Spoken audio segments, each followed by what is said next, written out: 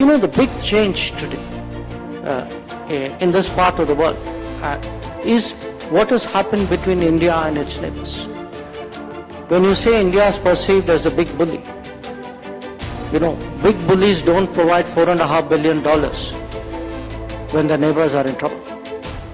Big bullies don't supply vaccines to other countries when COVID is on, or make exceptions to their own rules to respond to food demands or fuel demands or fertilizer demands because some war in some other part of the world has complicated their lives. आपको पता है president Muizzu जो है he is known as a person जिन्होंने जिसे वो कहते हैं ना कि who is anti India, it seems so, और उन्होंने एक इंडिया फ्रेंडली जो प्रेसिडेंट थे इब्राहिम मोहम्मद सोलेह को हराया, और बड़ा यंग मैन है, 45 है, इतना ज़्यादा बूढ़े भी नहीं है लेकिन लगते बूढ़े हैं काफ़ी वैसे। एक्सटर्नल अफेयर्स मिनिस्टर जयशंकर साहब कल उन्होंने मीडिया में एक स्टेटमेंट दिया कि हम बुली नहीं हैं, हम किसी कंट्री पे हावी नहीं होना चाहते, अगर होना चाहते होते तो हम वैक्सीन क्यों देते, और क्या $4.5 बिलियन कोई और कंट्री दे सकता है,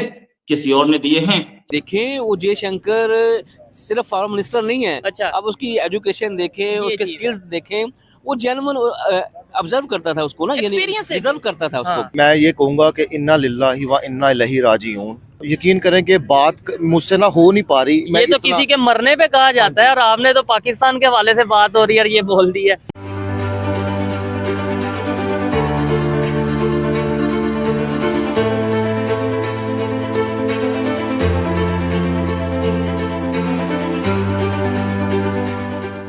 मालदीव पर एस जयशंकर की नपीतुली टिप्पणियां एक राजनयिक विवाद की पृष्ठभूमि में आई है जो सोशल मीडिया पर फैल गया है, और यहां तक कि मालदीव में पर्यटक भी कम हो गए हैं।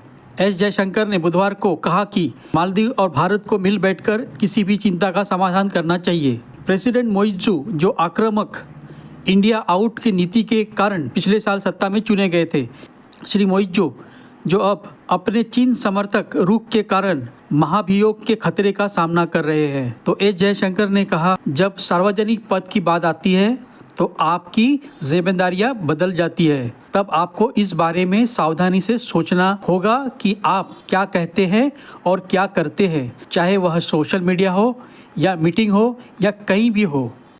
ये जो जयशंकर साहब ने बोला कि हम किसी को पैसा दे रहे हैं, किसी कंट्री को वैक्सीन दे रहे हैं, हम बुली नहीं करते, क्या मालदीव्स की सिचुएशन ऐसी है कि मालदीव्स इंडिया के खिलाफ हो चुका है, और अगर जो बिल्कुल खिलाफ हो चुका है तो इंडिया को क्या क्या डेंजर्स है इसमें?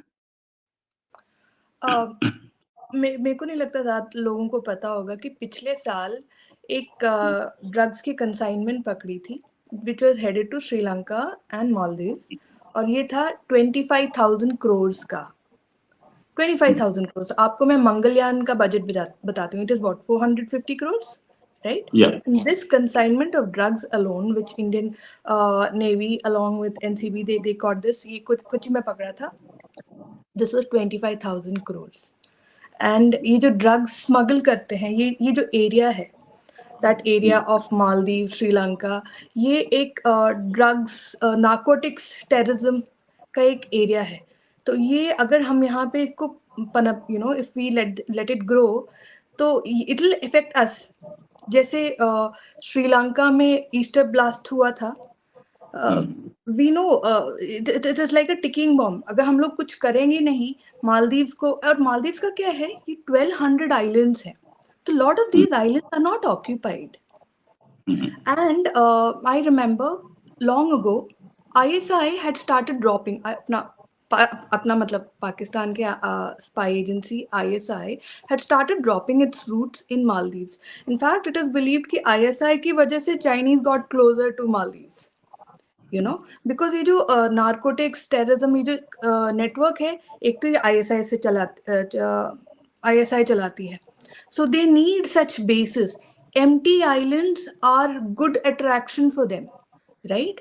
It is हम लोग एक तो मालदीव्स का जो सबसे ऊपर वाला आइलैंड है वो इंडिया से हार्डली 100 किलोमीटर दूर है,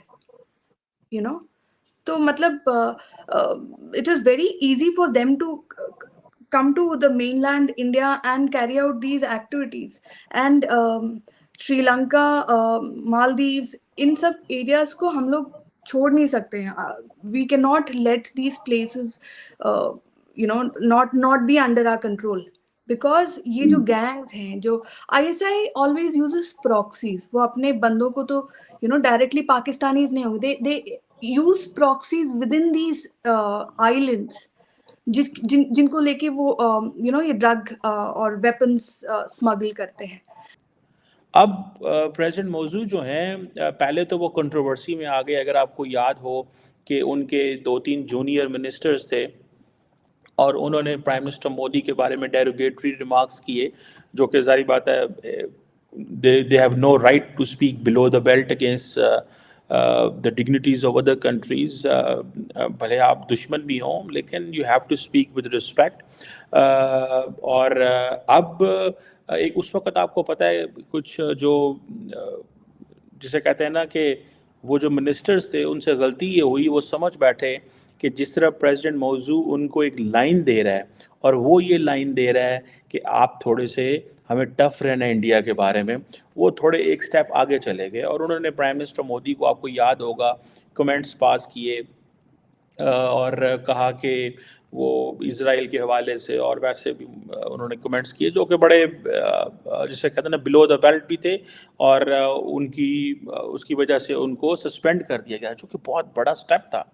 मतलब आप किसी अपने मिनिस्टर को सस्पेंड कर दें, मैं समझता हूँ that was a maximum pressure एक इंडियन गवर्नमेंट का हो सकता है.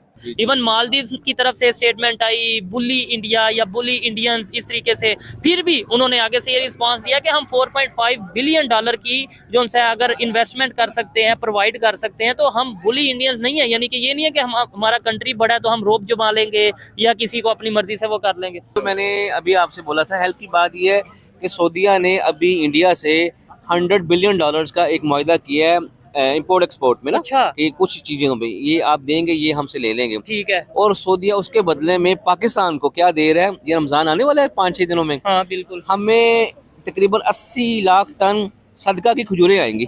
सदका की खजूरें, यानी इंडिया के साथ ट्रेड होगी. हाँ जी. और वो इंडिया से खजूरें आएंगी. नहीं, आएंगी सऊदीया से. ठीक है. हमारे लिए सदका का खजूरों को तोहफा आ रहा है और उनके साथ बिजनेस हो रहा है. ये चीज है. और लेकिन हम यहाँ पे ये कहते हैं हिंदू से बिजनेस नहीं करेंगे, रिलेशन नहीं बेहतर करेंगे. मतलब जो हमें बुक्स में या हमारा जो उनसे, यानी इसमें इसका मतलब यह है कि उनके साथ ट्रेड हो रही है और हमारे साथ एड हो रही है. ठीक है ना. तो ये चीजें देखिए मैंनी लगती हैं.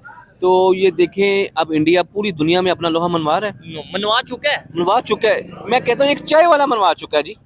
इसका मतलब ये है कि जो भी सिंसियर होगा अपने मुल्क के साथ, वो चाहे चाय वाला हो, चाहे कोई भी हो, मुल्क को कहाँ से कहाँ लेके जा सकता है. और जब वही प्राइम मिनिस्टर बने थे नरेंद्र मोदी, तो तब पाकिस्तान में ये कहा जा रहा था कि भाई इंडिया में तो देखो चाय वाला एक प्राइम मिनिस्टर बन गया, अब तो इंडिया गया, अब तो इंडिया मतलब यह है कि कोई आगे नहीं बढ़ पाएगा. लेकिन पूरी दुनिया इस टाइम, दुनिया के बड़े बड़े जो बिजनेसमैन हैं, वो ये कहते नजर आ रहे हैं कि हम पीएम मोदी के फैन हैं. इवन पाकिस्तान से मैं खुद कहता हूँ कि भाई जिसने इंडिया या कोई भी कंट्री है अपने कंट्री को आगे लेके गया, हमें तो उसे जो है सैल्यूट करना चाहिए. अल्लाह पाक ने ना एक सिंपल फार्मूला दे दिया है, वो अल्लैसा लिल इंसानी इल्ला मा सआ. ठीक है. इंसान के लिए हमेशा वही है जिसकी कोशिश करता है. वो चाहे जिंदगी में आप दुनिया के लिए मेहनत कर ले, दुनिया भी मिलेगी. आखिरत के लिए मेहनत कर ले, आखिरत भी मिलेगी.